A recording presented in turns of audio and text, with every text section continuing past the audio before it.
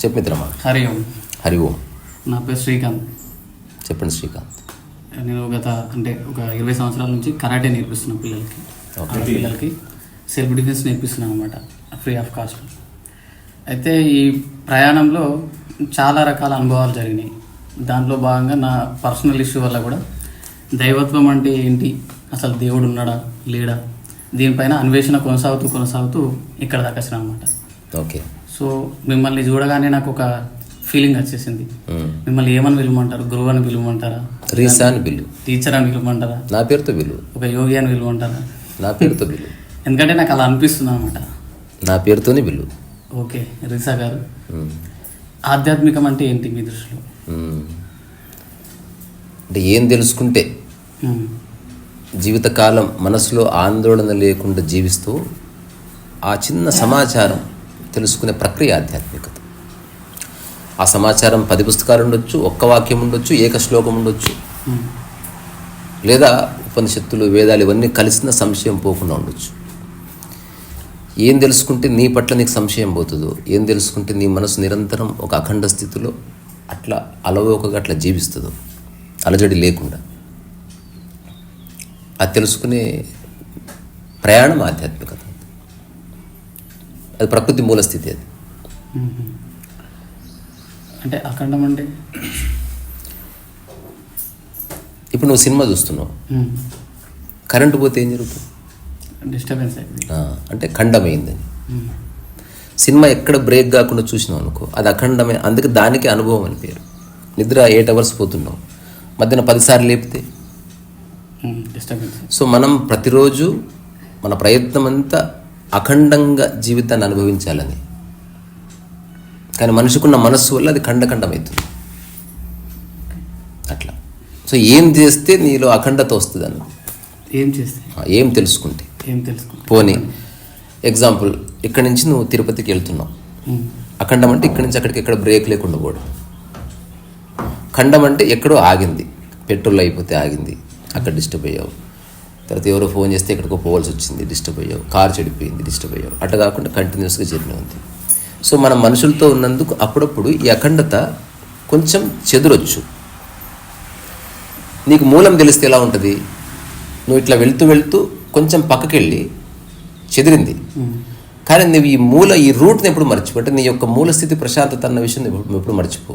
అందుకని నువ్వు వెంటనే నీ ప్రశాంతతకు వచ్చేసి నువ్వు మళ్ళీ జర్నీ కొనసాగిస్తావు. తెలియని వాడు ఆ డిస్టర్బెన్స్ని పట్టుకొని అట్లా చాలా డిస్టర్బెన్స్ అనే వలయాల్లో పడిపోతాడు.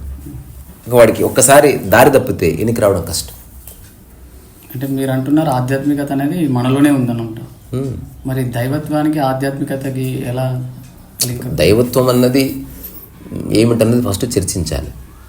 చెప్పండి. దైవత్వం అంటే అది మనిషికి మారింది, సాంప్రదాయానికి మారింది. దాని నిర్వచనాలన్నీ మనిషి ఇచ్చాడు. మరి మీరు దేవుడు ఉన్నారని నమ్ముతున్నారా? ఉండని అంటుందంతే. ఉండని అంటే ఉన్నాడు లేడు రెండు సేమ్ చర్చనే. ఇద్దరికి ఆధారం దేవుడు. నేను అంటున్నా ఉండని అంటున్నా. మరి ఎలా ఆరాధన చేయాలి? ఆరాధన నీకు ఆధ్యాత్మికం, దైవత్వం, ఆరాధన, ఇవన్నీ. ఆధ్యాత్మికతలో ఆరాధన ఉండదు. ఇప్పుడు మనం ఫస్ట్ చెప్పిన డిస్కషన్ అల్టిమేట్కి సంబంధించింది. ఆరోగ్యంగా ఉంటే గ్లూకోజ్ ఎందుకు, కాళ్ళు బాగుంటే కట్టేందుకు. సో బాగాలేనప్పుడు అవసరమైంది. సో ఎవరికైతే మనసు నిలబడతలేదో అట్లాంటి వాడికి మనసు నిలబడడానికి ఏదో ఒక ఆధారతలం కావాలి. దానికి ఒక పూజ అని పేరు, ఒక క్రతు అని పేరు, ఒక దైనందిక కార్యక్రమం అనే పేరు, లేకపోతే ఏదో యాక్టివిటీ పేరు, డైలీ రొటీన్. ఏదో కారణం వల్ల నీ మనసు నిలబెట్టి ఒక చిన్న చేష్ట చేస్తుంది. అది లేకపోతే నీ మనసు ఎటెటో పోతుంది. దానికి కారణం ఏంది? నీలో 1,000,000 కోరికలు ఉన్నాయి, నీకు ఎడతెగని జిజ్ఞాస ఉంది, తీరని ఆసక్తి ఉంది. మరి వీటిని ఎలా కంట్రోల్ చేయాలి? కంట్రోల్ చేయడం కాదు, అసలు నీకేం కావాలో నువ్వు తెలుసుకోనంత వరకు నువ్వు ఎప్పటికీ మనసు ప్రశాంతత పొందదు. ఎలా తెలుసుకోవాలి? క్వశ్చన్ వల్ల. ఎవరికి వేయాలి? నిన్నే. ఎలా? ఇప్పుడు ఎలా అనేది లేదు, జస్ట్ ఇప్పుడు నువ్వు భోజనం చేస్తున్నావు, దాని మీద ఒక 1 month చూడు. అసలు నువ్వు ఎందుకు తింటున్నావు? అసలు రుచి కోసమా, లేకపోతే ఆరోగ్యం కోసమా, లేకపోతే లావ్ అవ్వడం కోసమా? వై? నువ్వు ఎందుకు తింటావు? ఇక మామూలుగా జీవనం కొనసాగించడానికి, శరీరం సహకరించడానికి. శరీరం సహకరించాలంటే ఎలాంటి ఆహారం తీసుకోవాలి, నెక్స్ట్ క్వశ్చన్ వస్తుంది. అట్లా దానికి సంబంధించిన పూర్తి మీమాంసలో ఒక జవాబు ఉంది. ఆ జవాబును నువ్వు జీవితకాలం ఆచరిస్తే ఆ విషయం గురించి సంశయాలు పోయినాయి. ఇప్పుడు ఎవరిని అడిగితే నాకేం తెలియదు, కానీ ఏం తినాలి, ఎలా తినాలి, ఎంత తినాలన్న క్లారిటీ అయితే వచ్చింది అని చెప్పాం. ఇప్పుడు ఆ విషయంలో సంశయం పడిపోయింది. నెక్స్ట్ ఏం బట్టలు వేసుకోవాలి, దీని గురించి మీమాంస చెయ్యి. నెక్స్ట్ ఏం తినాలి, ఎలా పడుకోవాలి. తర్వాత నెక్స్ట్ కొంచెం మూలంలోకి వెళ్తే మానవ సంబంధాలు అంటే ఏంది క్వశ్చన్ చేయి. అసలు నువ్వు ఎవరెవరికి షేక్ హ్యాండ్ ఇస్తున్నావు, నీ మనసులో ఎవరెవరి గురించి ఏ భావనలు ఉన్నాయి, everything you have to question. నువ్వు ఎవరిని ఫ్రెండ్ అంటున్నావు, జస్ట్ నీకు నచ్చినందుక, లేకపోతే ఏ క్వాలిటీస్ చూస్తున్నావు, నువ్వు మానవ సంబంధాలని ఇరుక్కోవడానికి ఉపయోగించుకుంటున్నావా, లేకపోతే నీ అవసరార్థం ఉపయోగించుకుంటున్నావా, లేకపోతే ఎక్స్ప్లాయిట్ చేస్తూ ఉపయోగించుకుంటున్నావా, అసలు దేనికి నువ్వు ఒక వ్యక్తిని కలుస్తున్నావు, అసలు ఓవరాల్గా డబ్బు అనేది నీకు ఎంత కావాలి, సమాజంలో ఏవేవి నీకు రిలవెంట్ ఉన్నాయో అన్నిటికీ నువ్వు సమాధానం కనుక్కున్న రోజు మనసు వెళ్ళిపోతుంది. ఎట్లా కూర్చోవాలి అన్నది నీకేమన్నా ప్రశ్న ఉందా? లేదు, సమాధానం వెళ్ళిపోయింది. అదే నీకు కాలు ఇరిగినప్పుడు వస్తుంది ఆలోచన, ఎలా కూర్చోవాలి, ఇట్లా కూర్చోవాలి, అట్లా కూర్చోవాలి అని. అట్లా నీవు కనెక్ట్ అయి ఉన్న అన్ని అంశాలని నువ్వు ఓపిక్గా క్వశ్చన్ చేయాలి. నీకు నచ్చే ఆన్సర్ కోసం వెతుకొద్దు, ఏది ట్రుత్తో దాన్ని పట్టుకోవాలి. నచ్చే ఆన్సర్స్ ఆల్రెడీ అందరికి దొరికాయి, దానికే ఒక మంచి పేరుని జస్టిఫికేషన్. ఏ సిద్ధాంతం వాడు దాన్ని జస్టిఫికేషన్ చేస్తాడు, దానికి అగెనిస్ట్ ఉన్న వాళ్ళని తూర్పారబడతాడు. ఇది ప్రపంచంలో నిరంతరం జరిగేది, ఏ డిబేట్ చూసినా అదే ఉంటుంది. నీవు నేను, నేను నువ్వు, అక్కడ ఉంటుంది అంతే. ఇప్పుడు ఆధ్యాత్మికానికి భౌతిక శరీరానికి సంబంధం ఉంది, 100% సంబంధం ఉంది. నీ ఆధ్యాత్మిక సారాన్ని అనుభవించేది నీ శరీరమే. నువ్వు మంచి ఆహారం తింటే అనుభవించేది శరీరమే. మనసు ఏమీ తింటలేదు చూసావు. నిజంగా నిద్రపోతే శరీరం బాగా పడుకుంటుంది, నెక్స్ట్ ఎగిరి గంతులేసే శరీరమే. సో నిజంగా జ్ఞానోదయపు అనుభవం మనసు ద్వారా అయినప్పటికీ దాని యొక్క అంతిమంగా దాన్ని ఆస్వాదించేది శరీరం. ఇప్పుడు నేను శరీరం ప్రశాంతంగా ఉండాలంటే మనసు ప్రశాంతంగా ఉండాలి కదా. అందుకని మనసును నువ్వు ప్రశాంతపరిస్తే, మనసులో సందేహం తీసేస్తే శరీరం ప్రశాంతంగా ఉండిపోతుంది. శరీరానికి ఏ ఆసక్తి ఉండదు. శరీరం ప్రకృతిలో ఉంది, అది ప్యూర్లీ ఎన్లైటెండ్ బీయింగ్, అది ఆర్ ఎన్లైటెండ్ ఎంటిటీ. అది దాని ధర్మాన్ని అది నిరంతరం నిర్వర్తిస్తుంది. అది విదేశీయుడైనా స్వదేశీయుడైనా ఏ మతం వాడైనా మనసుకే తప్ప శరీరానికి ఏమనుందా? హిందూ శరీరము, క్రిస్టియన్ శరీరం అని ఉంటుందా? ఓన్లీ మనస్సు మాత్రమే ఉంటుంది. So we are dealing with the mind, not with the body. So ఇప్పుడు ఈ ఆత్మ పైన, మరి ఆత్మ, పరమాత్మ, శరీరం, వీటిపైన సింపుల్. ఏదేది నువ్వు సృష్టించలేదు, ఏదేది దేశకాలమాన పరిస్థితుల మీద ఆధారపడదు, దేనికైతే హెచ్చు తగ్గులు ఉండవు, ఏదైతే ఎప్పటికీ ఒకేలా ఉంటుందో దానికి ఆత్మని పేరు. అది ఏందనేది నువ్వు నిర్వచనం నువ్వు క్రియేట్ చేసుకోవాలి. అది వేరే వాళ్ళకి చెప్పకూడదు. నువ్వు పొందిన జవాబు జీవితకాలం నువ్వు సాటిస్ఫై అయితే సరిపోయిందంట. అది ఏందన్నది ఎగ్జాంపుల్. నేను ఆత్మదర్శనంలో వచ్చిన దేని క్వాలిటీ ఎప్పటికీ మారదో దాన్ని ఆత్మ అని ఒక ఎగ్జాంపుల్ బ్రాడర్ వేలో చెప్తూ, కొన్ని వేల సంవత్సరాలుగా గులాబీ పువ్వు పరిమళం ఒకేలా ఉంది. అంటే గవర్నమెంట్స్ మారినా దాని ఫ్లవర్ యొక్క స్మెల్ మారలే, సైజు మారలే. ఇంత పెద్ద గులాబీ ఎప్పుడు చూడలేదు భూమి మీద ఎవరు. So it is always consistently there. దాని ఫ్రాగ్రెన్స్ ఎక్కువ ఉండదు, తక్కువ ఉండదు, అంతే ఉంటుంది. ఎప్పుడు అంతే వస్తుంది, ఆల్వేస్ ఇట్లా వస్తుంది. It is just a continuous repetition, ఒక లూప్ అది. సో ఆ స్థితి ఒక ఆత్మస్థితి లాంటిది. ఒక ఎగ్జాంపుల్గా చెప్తున్నా.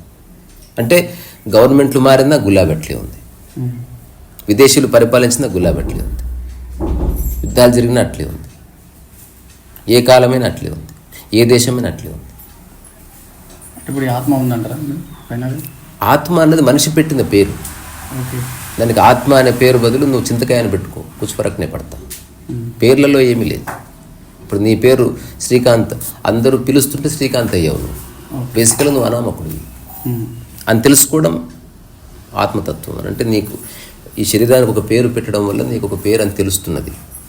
చిన్నప్పటి నుంచి నువ్వు ఒక తరహా సాంప్రదాయంలో పెరగడం వల్ల ఒక రకమైన భావజాలం వచ్చింది. వీటన్నిటికీ అతీతంగా నీవు ఉన్నావు. ఇప్పుడు అంటారు కదా శరీరం అయిపోయి తను చాలించిన తర్వాత ఆత్మ పరమాత్మలో కలుస్తుంది. అది మనిషి సిద్ధాంతం. అది మనిషి సిద్ధాంతం. ఏది ఎక్కడ కలవదు, అంత కలిసి ఉంది. అసలు విభజన లేకపోతే కలయిక ఎక్కడిది చెప్పు.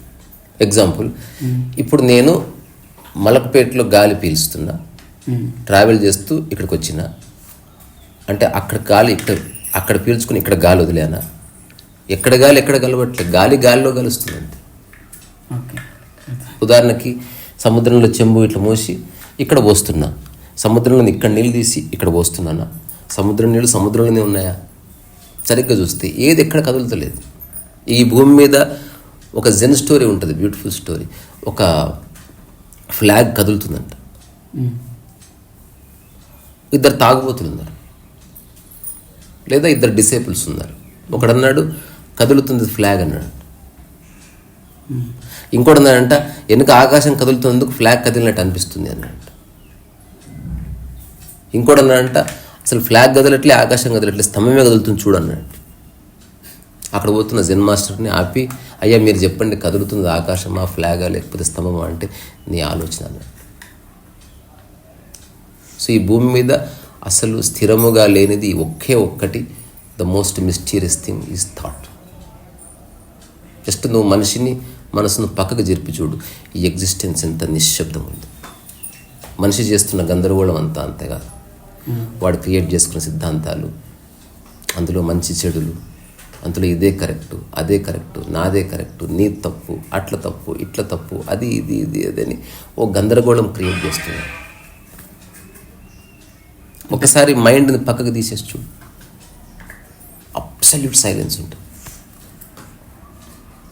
ఆత్మతత్వం యొక్క మూల స్థితిలో మౌనం ఉంది. ఇలా అంటే మెడిటేషన్ చేసుకుంటున్నారా? లేకపోతే మెడిటేషన్ ఏ పదమైనా అదేంటో తెలియాలి ఫస్ట్. ఇలాగ క్వశ్చన్ చెయ్యి. నన్ను అడిగావు, నేను చెప్తున్నా, అది అవునో కాదో నువ్వు నిర్ణయానికి రావద్దు. ఎవరిని నమ్మొద్దు.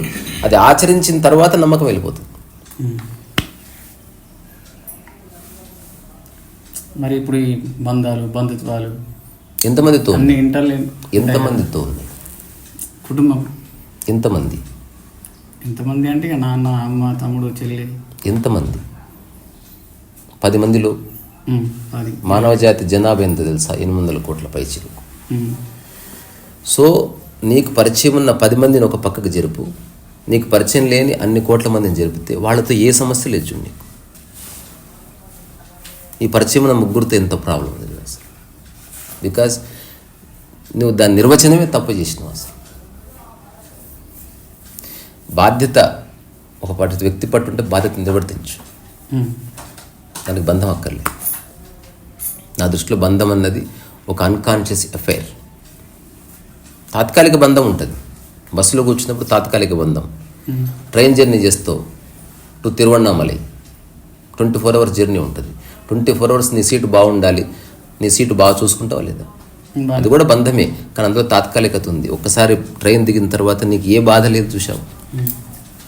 సో ఆ 24 hours టైమే, 24 years కూడా టైమే. జస్ట్ టెంపరవరీ, అలాగే చూడాలి. అంత టెంపరవరీ, నీవే టెంపరవరీ. నీ బోడి బంధాలు ఏం పర్మనెంట్ చెప్పు.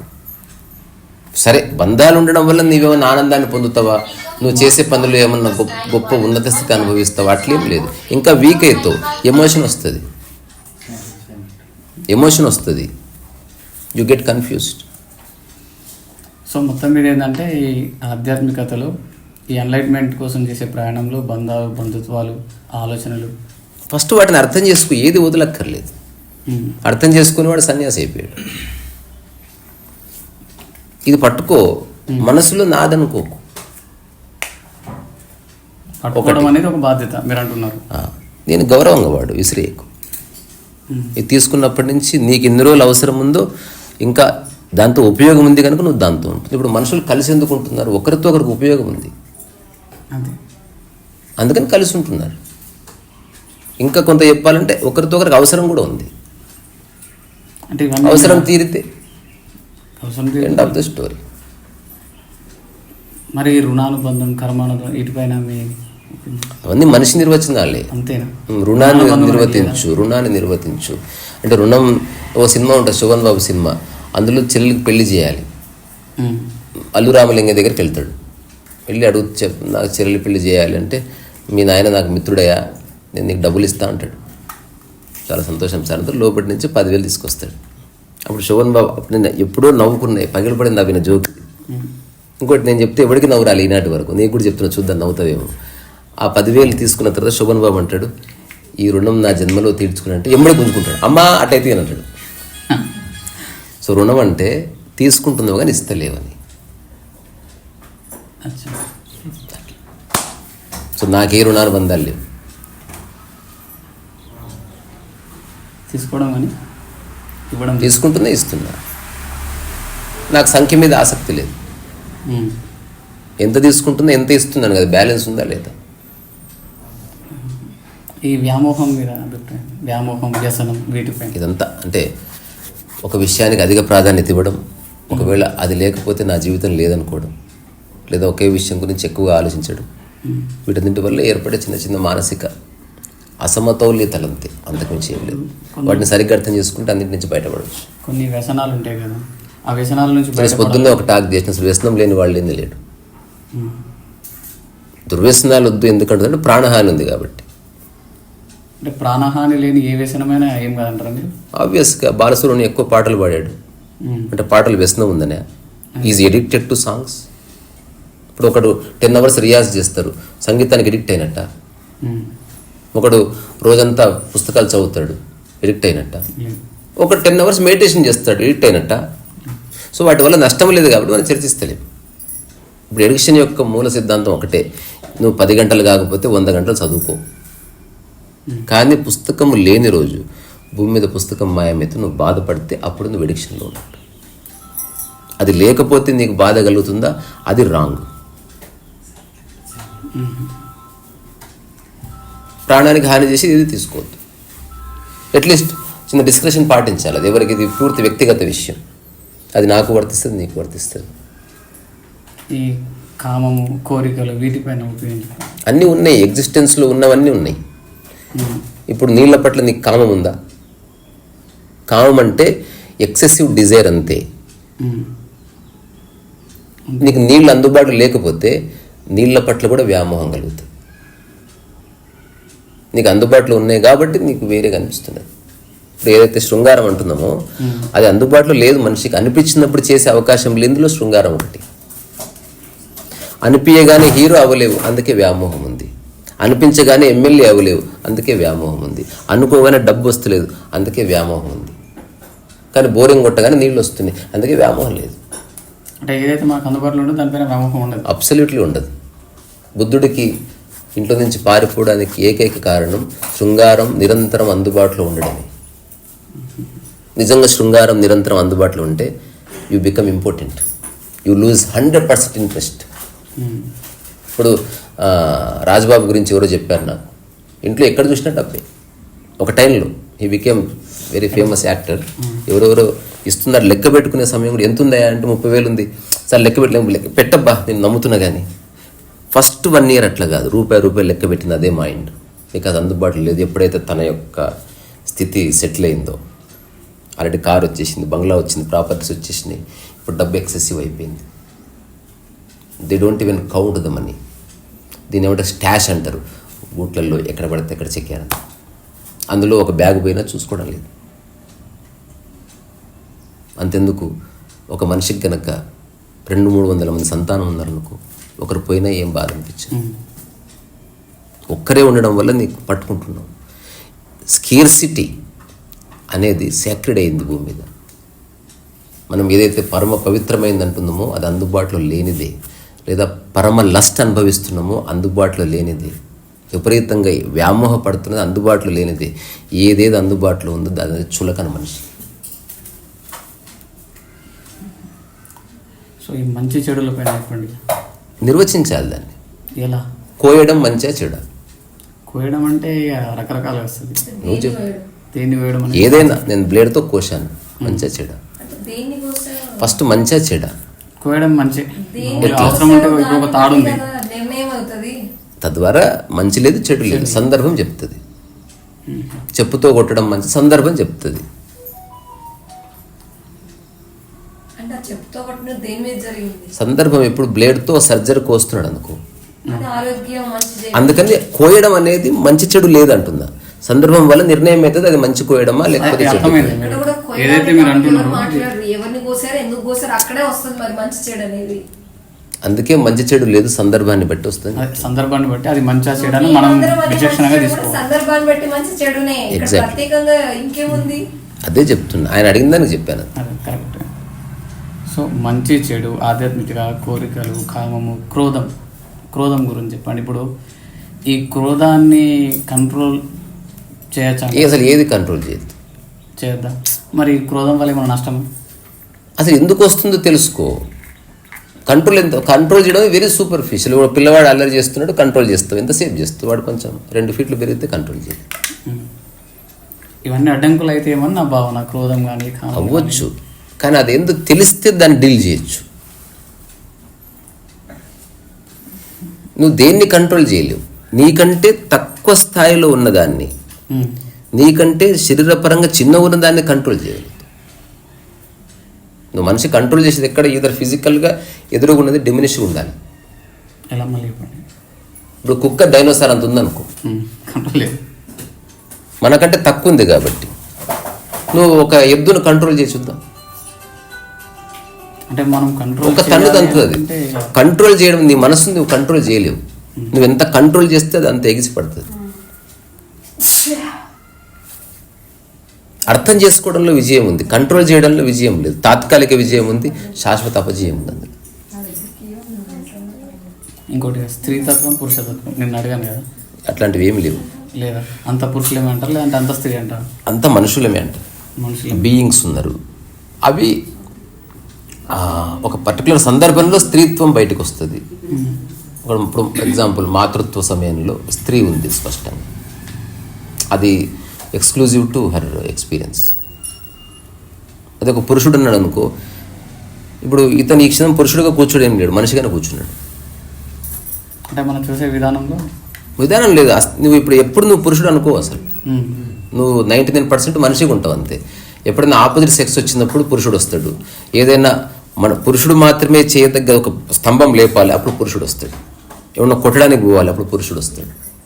మిగతా టైంలో యు ఆర్ అబ్సల్యూట్లీ ఆర్డినరీ. అది ప్రభాస్ అయినా, నీవైనా, లేకపోతే దారాసింగ్ అయినా, లేకపోతే ఆర్నాల్డ్ ష్వార్జ్నెగర్ అయినా, ఊరికే పురుషుని ఎవడు అనుకోడు. అయితే అకార్డింగ్ టు స్పిరిచువల్ అండర్స్టాండింగ్ పురుష అన్న దాని కాంటెక్స్ట్ వేరే. ఇట్ ఇస్ అది జస్ట్ పురుష అన్నది క్వాలిటీకి సంబంధించింది, పురుషుడు అన్నది జెండర్కి సంబంధించింది కాదు. చివరి ఒకటి, ఇప్పుడు ఆధ్యాత్మికంలో ఎక్కువ దైవత్వం అయిపోయి ఉంటుంది కదా దేవుడిని. అది అందుకే ఫస్ట్ ఆధ్యాత్మికం అనే బదులు దాన్ని 2 భాగాలు విభజించి చూస్తే ఈ ప్రశ్నలు ఏముండవు. సాంప్రదాయబద్ధమైన ఆధ్యాత్మికత వేరు, ఆధ్యాత్మికత వేరు. సాంప్రదాయబద్ధం అంటే ఇప్పుడు ఉపదేశాలలో ఉన్నదంతా అదే, పేజీలకు పేజీలు. నీ మనసు నిలబెట్టడానికి ఒక ఉన్నతమైన దాన్ని క్రియేట్ చేసి, లేదా ఉన్నదని అనుకొని అక్కడ నీ మనసు నిలబెడితే అది సాంప్రదాయబద్ధమైన ఆధ్యాత్మికత. ఇప్పుడు విగ్రహారాధన గురించి అవసరం, అన్నీ అవసరం. అంటే నీ మనసు నిలబెట్టాలంటే ఏదో ఒకటి అవసరం. సో దాన్ని అంటే ఇనిషియల్ స్టేజ్లో మనకు విగ్రహారాధన ఖచ్చితంగా అవసరం. రండి ఇనిషియల్ స్టేజ్లో అవసరం. రాను రాను రాను రాను నీకు మూలం చిక్కుతున్న కొద్దీ అన్నిటి నుంచి నీ మనసు బయటపడుతుంది. అంటే నీ కాళ్ళు బలపడుతున్న కొద్దీ కట్టె పడిపోతుంది.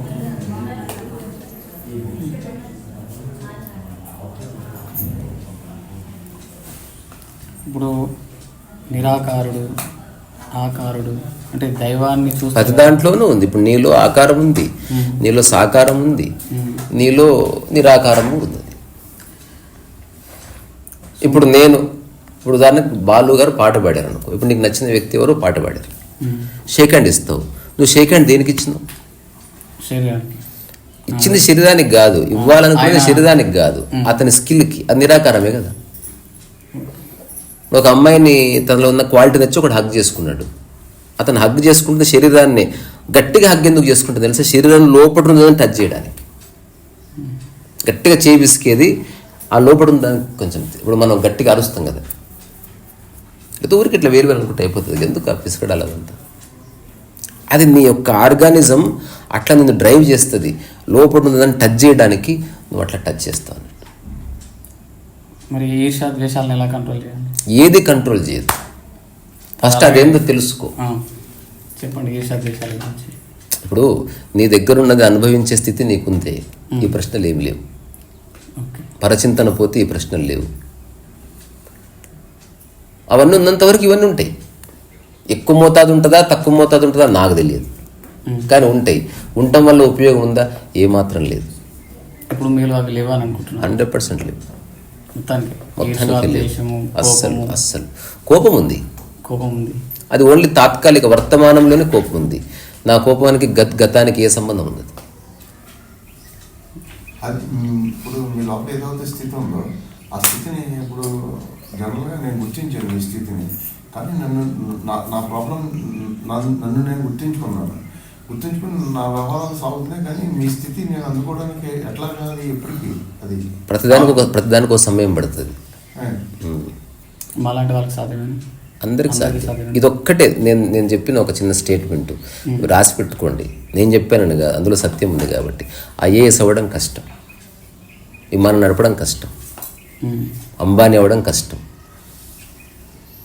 కలరేపట్టు నేర్చుకోవడం కష్టం. కానీ ఇప్పుడు మనం డిస్కస్ చేసిన స్థితికి రావడం అత్యంత సులువు. ఎందుకంటే ప్రకృతి స్థితి, మూల స్థితి అది నీది. ఎట్లా అన్నది మనం తప్పుగా తెలుసుకోవడం వల్ల ప్రాబ్లం వస్తుంది. స్థితిలో ప్రాబ్లం లేదు. ఉదాహరణకి ఇక్కడి నుంచి అటుపక్క వెళ్ళాలి, రూటు తెలియక మనం కాలిఫోర్నియా పోయి అటు వస్తున్నాం. ఎవరో చెప్తే ఓహో ఇటు తల తిప్పితే కనిపిస్తుంది అబ్బాయి. దానికి అద్భుతమైన వ్యక్తులు అద్భుతమైన సలహాలు ఇచ్చారు. కానీ ఎట్లా అన్నది నువ్వే అన్వేషించాలి. ఇప్పుడు అన్నీ చెయ్యి, నేను చేస్తున్నా అన్న భావన వదిలే అన్నారు. అదొక్కటి తెలిస్తే అన్ని జవాబులు వచ్చేసినాయి. నువ్వు చేస్తున్న పనికి నిరంతరం నీ మనసును లింక్ చేసి కూర్చోబెట్టు. తద్వారా నీ మనసులో వేరే దాని గురించి ఆలోచించే అవకాశమే లేదు. ఇలా చేసినప్పుడు ఇప్పుడు ఈర్ష్య కలగాలంటే ఇంకో చిన్న ప్రశ్న అడుగుతా. అసలు నువ్వు నీ గదిలో ఒంటరిగా ఒక్కడివి ఉన్నావు, అసూయ ఉంటుంది ఎవరి మీద? అది ఉండాలంటే ఖచ్చితంగా కౌంటర్ పార్ట్ అవసరం. నీ ఎదురుగా ఎవరో ఉండాలి. రెండోది, ఈ ఈర్ష్య అసూయ అన్నది చాలా superficial and very exterior thing. నువ్వు సరిగ్గా చూస్తే ఇప్పుడు నా ఫ్రెండ్కి నాకంటే మంచి కారు ఉందని నువ్వు ఈర్ష్యపడ్డావు అనుకో.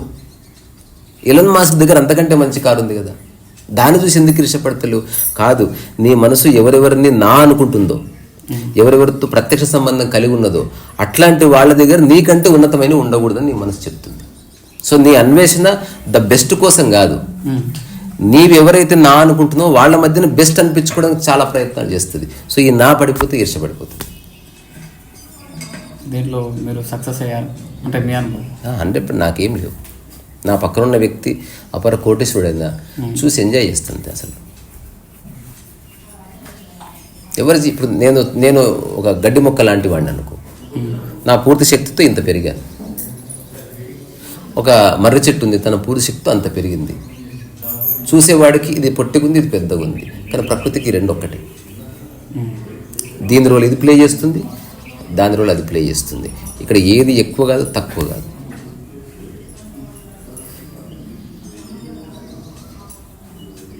మొత్తం ఆధ్యాత్మికతకు సంబంధించి నీలో ఆధ్యాత్మికత ఉందంటే ఇవి చెక్ చేసుకో అంతే. నీలో పోలిక ఉందా, నీలో ఆధ్యాత్మికత లేనట్టు. నీలో భేదభావం ఉందా, నీలో ఆధ్యాత్మికత లేదు. నీలో పరచింతన ఉందా, యు ఆర్ నాట్ స్పిరిచువల్. వేరే వాడి గురించి అసలు ఆలోచించడానికి వీలు లేదు నీ లైఫ్లో. ఆ వేరే వాడు నీ సమక్షంలోకి వస్తే అప్పుడు ఆలోచించు, అంతే తప్ప నీ సమక్షంలో లేని వ్యక్తి గురించి నువ్వు ఆలోచిస్తున్నావు అంటే యాక్చువల్గా you are missing out your own life. నీ జీవితకాలం 100 గంటలు అనుకుంటే నువ్వు 90 గంటలు పరిచింతనలో గడుపుతీవి, భేదభావంలో గడుపుతీవి, పోల్చుకుని గడుపుతీవి. దానివల్ల సాధించేది ఒకసారి పేపర్ మీద రాయి. ఈ 50 సంవత్సరాల్లో ఇంతమందితో పోరాడావు, ఇంతమందిని ఈర్షపడ్డావు, ఇంతమందిని ద్వేషించావు, ఇంతమంది అసూయపడ్డావు. What is it you gained? Nothing. ఒక చిన్న ఫ్లవర్ చెప్తుంది బ్లాజమ్, ఒక చిన్న తీగ చెప్తుంది పూల పాటలు వేస్తే 4 డేస్లో ఇట్లా గోధుమ గడ్డి వచ్చింది. నువ్వు కూడా ఎగ్జిస్టెన్స్ని ఆలంబన చేసుకొని నీ యొక్క మానసిక స్థితిని క్లీనప్ చేసుకో. ఆధ్యాత్మికత అంటే నీ వల్ల ఎవ్వరికి ఏ ఉపయోగం లేదని తెలుసుకో. ఈ క్షణం నువ్వు చచ్చిపోయినా కుछ ఫరక్ నే పడతా అని తెలుసుకో. నీవు ఈ ప్రపంచానికి విలువలేని వ్యక్తి అవ్వచ్చు, ఈ ప్రపంచానికి ఒక అంబానీ, ఎలాన్ మాస్క్ లేకపోతే మోదీ గారు ముఖ్యమైన వ్యక్తులుగా ఉండొచ్చు. బికాస్ ప్రపంచం అంటేనే భేదభావం, ప్రపంచం అంటే డబ్బు, అధికారం, వాటివర్. కానీ ఎగ్జిస్టెన్స్కి నేనెంతో జిఆర్ స్వామి అంతే, జిఆర్ స్వామి ఎంతో ఈ చిన్న పాప అంతే, ఈ పాప ఎంతో కుక్ అంతే, కుక్ ఎంతో అమీబా అంతే. ఎగ్జిస్టెన్స్లో మన పాత్రలు వేరు. అసలు అక్కడ భేదభావం లేదు, అక్కడ కులము లేదు, అక్కడ మతము లేదు, అక్కడ ఏమీ లేదు. ఫైనల్గా ఆధ్యాత్మిక అంటే ఒక ప్రశాంతత, ప్రశాంతంగా ఉండవలసిన అవసరం లేదు. ఇదంతా తీసేస్తే మిగిలింది ప్రశాంతత. నీలో భేదభావం లేకపోతే ప్రశాంతతనే ఉంది అక్కడ. నీలో పోలిక లేకపోతే ఉన్నదే ప్రశాంతత. నీలో పరిచింతన లేకపోతే ఉండేది హాయి. ఇట్లా కూర్చున్నావు, ఏ చివరి గురించి ఆలోచన లేదు అంటే హాయిగా ఉన్నావు. అది నిన్ననే ఎవరు అడిగారు అసలు హాయిగా ఉంటామంటే ఎవ్వరు గుర్తు రాకూడదు. సో ఇలా అంటే మీరు అన్నట్టు 100 సంవత్సరాలు లేదు, 1000 సంవత్సరాలు బతకచ్చు. తెలియదు నీకు టైం. నీకు టైం తెలియాలంటే వేరేవాడు ఉండాలి. అంతే. ఇప్పుడు నీ జీవితంలో లక్ష్యం అనేది తీసేస్తే అసలు సమయం ఉంటుందా చూడు.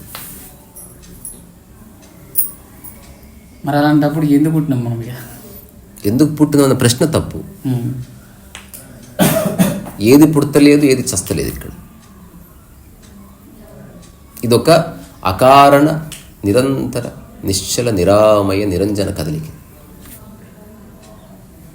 అంటే this moment has no reason at all. It is functioning on its own accord. అంటే దీన్ని ఆస్వాదించాలి అంతే. అది కూడా అక్కర్లే, ఉండడమే అల్టిమేట్. Be it's all. అందుకే అక్కడి నుంచి బీయింగ్ వచ్చింది. ఉన్నది దాంతో ఒకటి కలిసిపోయాడు, వాడు బీయింగ్ అయ్యాడు. ఎగ్జిస్టెన్స్ అంటే బీయింగ్ అంటే మనిషి లేదా ఒక ప్రాణి. అంటే ఎగ్జిస్టెన్స్ని తలలో ఒక కదలికగా కలిగి ఉన్నవాడు. ఇంగ్ అంటే కదలిక, వాకింగ్ అంటే నడుస్తున్నాను, బీయింగ్. కానీ ఎగ్జిస్టెన్స్లో ఉన్న ఈ ప్రపంచంలో ఉన్న అందరు మనుషులు బీయింగ్స్ గానే కాదు. మనల్ని మనం హ్యూమన్ బీయింగ్స్ అని పిలుచుకోవద్దు. ఎవడి మనసు ఆగిందో, ఎవడిలో భేదభావం లేదో, ఎవడిలో పరిచింతన లేదు, ఎవడిలో ఈర్ష్య లేదు, ఎవడిలో నిష్కామ కర్మ ఉందో, ఎవడు తన పనిని తాను సమర్థవంతంగా చేస్తున్నాడు, ఎవడు మెచ్చుకున్నా తిట్టినా పట్టించుకోవడం లేదు, అట్లాంటి వాడికి ఒక్కడే బీయింగ్. మిగతా వాళ్ళంతా బికమింగ్సే. Is it to become. ఎట్లుందంటే యూనివర్సిటీ విద్య అయిపోయిన వాడు యూనివర్సిటీ విద్య కొనసాగిస్తున్నవాడు, గ్రాడ్యుయేట్ అండ్ అండర్ గ్రాడ్యుయేట్.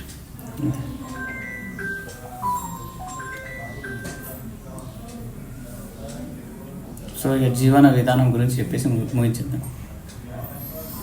నిత్య కర్మ విధి ఏంటి, జీవన విధానం ఏంటి? ఏ పని శ్వాసలాగా జీవితకాలం చేస్తావు అదే నీ జీవన విధానం. మరి మన వాళ్ళు పద్ధతులు, కట్టుబాట్లు అవన్నీ పెట్టారు కదా, అవన్నీ నీలోనే పుట్టాలి, వేరే వాడు చెప్తే కాదు. పద్ధతులు కట్టుబాట్లు అని మనలోనే పుట్టాలి. ఎవ్రీథింగ్ అంటే డిసిప్లిన్ కానీ, పద్ధతి కానీ, కట్టుబాటు కానీ నీలో ఒరిజినేట్ అవ్వాలి. వేరేవాడు చెప్పినప్పుడు అది హింస. నీలో ఒరిజినేట్ అయిందనుకో అది ఒక ఇంటెలిజెన్స్. మరి ఎలా అనుకరణే కదా ఇప్పుడు మనకు ఎలా తెలుస్తుంది? అనుకరణ దగ్గరే ఆగిపోతున్నావా చూడు. ఇప్పుడు నీళ్లు పండు తింటున్నావు, ఎవరో ఒక నేర్పించారు, ఇప్పుడు స్టిల్ యు ఆర్ అనుకరణ. లేదు, దాన్ని ఆస్వాదించి అయిపోయింది కదా. ఇంకేం ఒక డౌట్ అడగచ్చు. మీరు అంటే వేరే వాళ్ళు చెప్తే అది హింస అన్నారు కదా, ఇప్పుడు ఒకరు మిస్టేక్ చేస్తున్నారు, అది మిస్టేక్ అని చెప్పడం హింస ఎలా అవుతుంది? మిస్టేక్ అని చెప్పడం హింస అంటలేను, ఓన్లీ చైతన్యపరచడం వరకు మనం చేయవలసి. మనం వద్దంటే నువ్వు లేనప్పుడు చేస్తావు. కానీ తనకి కరెక్ట్ గైడెన్స్ ఇచ్చినప్పుడు అదే ఆ గైడెన్స్ ఏమిటి అనేది మనకు సాధన ఉందా లేదా, అదే. సో ఫస్ట్ మనకు తెలుసా లేదా క్వశ్చన్ చేసుకోవాలి. మనం చెప్పినంత మాత్రం ఎవడు మారడు. అట్లా అనుకోవడం కూడా మూర్ఖత్వం.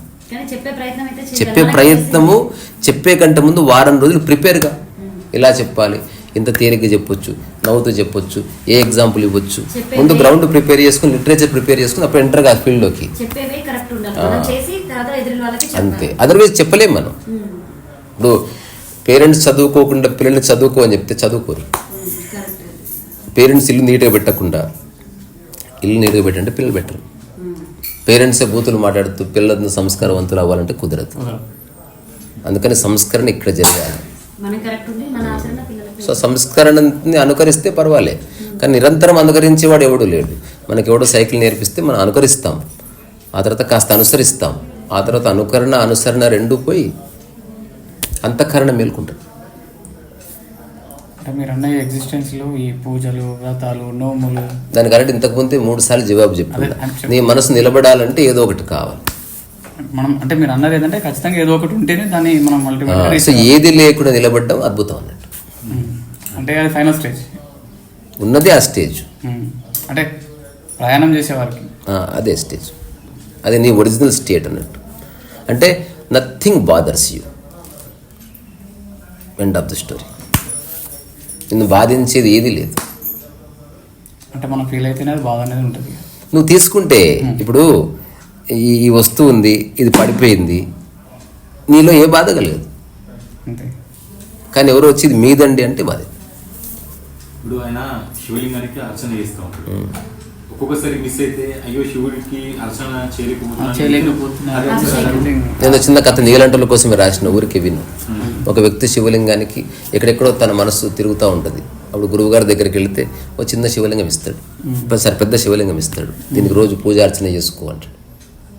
ప్రతిరోజు పూజార్చన చేస్తుంటాడు. నాకు అలాగే ఒక ఆయన ఇచ్చాడు అనమాట. ఇంకా అక్కడ అయిపోలే కథ, ఆ లాస్ట్ మజిలీ ఉంది, అది చెప్తే నీకు అర్థమవుతుంది.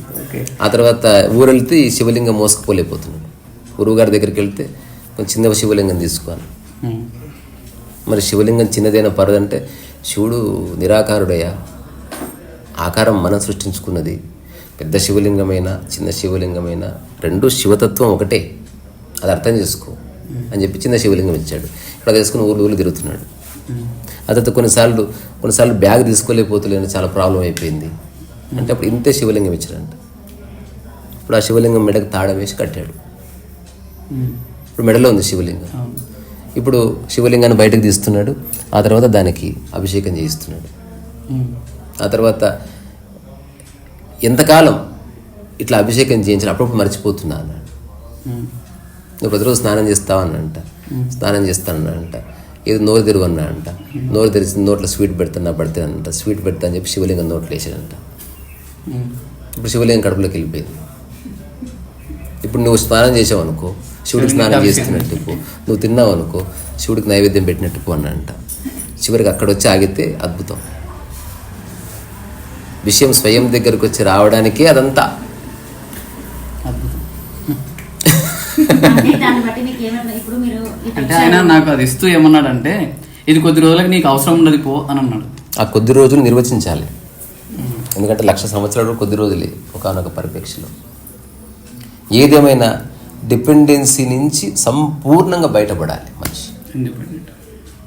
అయితే అన్న ఇంకొక విషయం, ఇక్కడ వచ్చారనుకోండి, ఇక్కడ నైట్ స్టే చేయాలి, అయ్యో అక్కడ రుద్రం చదవాలి, నేను అభిషేకం మిస్ అదే అయిపోయింది. ఇది అసలు ఇదే ఎక్కడ ఉంటే అక్కడే శివుడు అనుకో. అది భక్తి అనిపించుకోదు, అది నేను చెయ్యాలి, అది బంధమైంది ఇప్పుడు. సో ఏ విధమైన అలజడి మంచిది కాదు.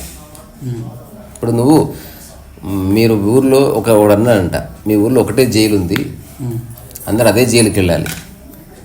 మా ఊర్లో అయితే 10 జైలు ఉన్నాయి, ఏ జైలుకైనా పోవచ్చు అన్నాడు. జైలే, ఏ జైలుకి పోతే ఏమి. వివేకానంద చెప్పాడంట, అందరూ ఆ ఊర్లో ఏదైనా కోపం వస్తే ఒక ఇటుక తీసుకుని నెత్తి కొట్టుకుంటారు ఊర్లో, అదొక సాంప్రదాయం. మరి ఆ ఊర్లో ఉన్న కోటేశ్వరుడు అంటే ఆయన బంగారు ఇటుకతో కొట్టుకుంటాడంట. సో విషయం సేమ్. సో మనం చేసే ఏ పని మనల్ని ఇబ్బంది పెట్టకూడదు.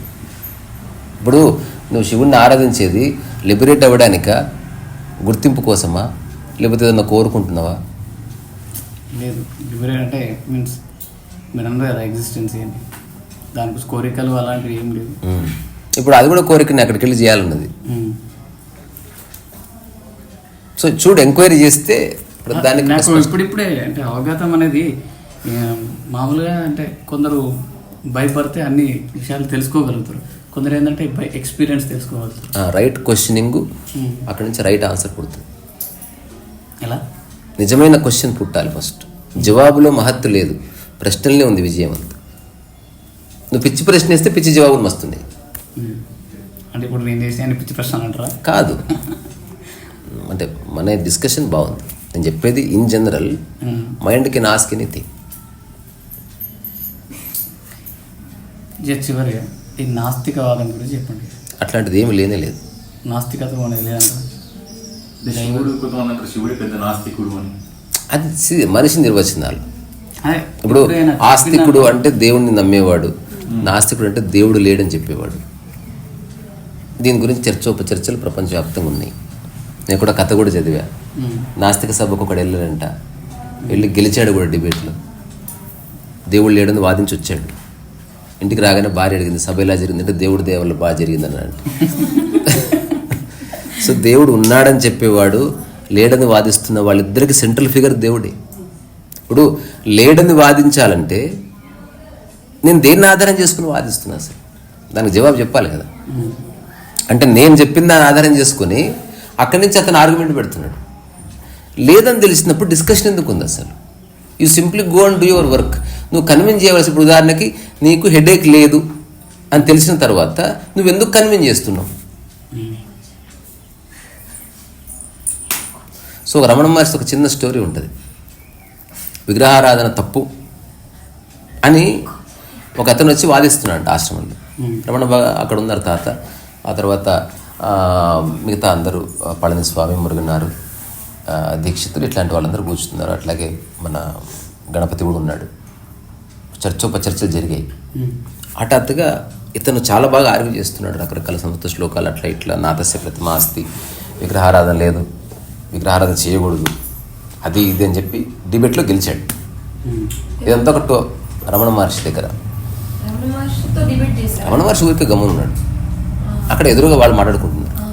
అంత అయిపోయిన తర్వాత మీరు చెప్పింది కరెక్టే అనిపిస్తుంది, నిజంగా విగ్రహారాధన తప్పండి అని నిర్ణయానికి వచ్చారంతా. అయినా అతనికి రమణ మహర్షి ఏమంటాడు తెలుసుకోవాలి ఉంటుంది కదా.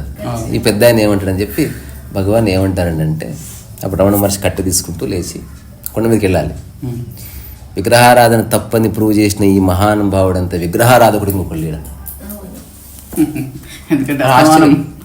కాదు ఆశ్చర్యపోయాడు. నేను విగ్రహారాధకుడు ఏంటంటే అంటే శరీరాన్ని కూడా విగ్రహమే అంటారు.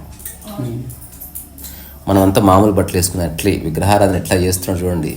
ఎంతెంత నామాలు పెట్టాడు, ఉంగరాలు పెట్టాడు, దానికి మంచి అభిషేకం చేసిన ఉన్నాడు. చూడు, ఏ విగ్రహారాధన చేయని మేము ఎట్లుందని చూడు. సో విగ్రహారాధన అంటే ఎక్స్టర్నల్గా విగ్రహాన్ని ఆరాధించడం కాదు.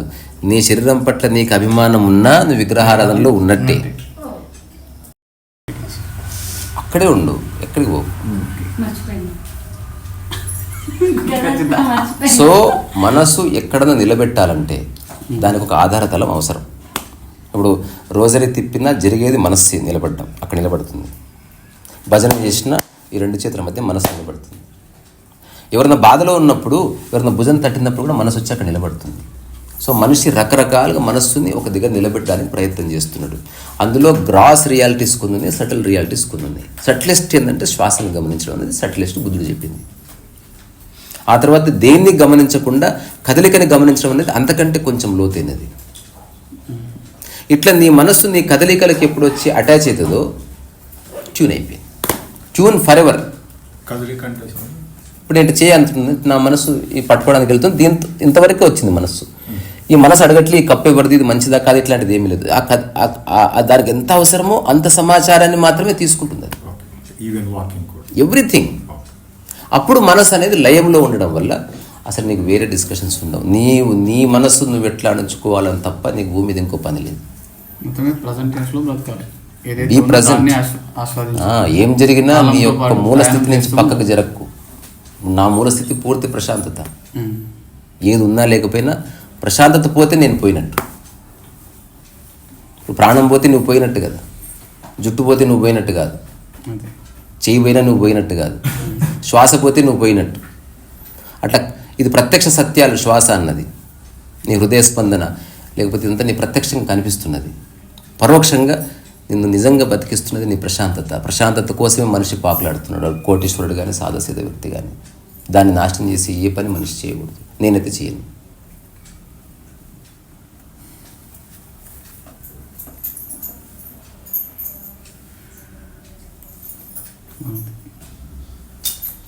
మళ్ళీ మాట్లాడుకుందాం.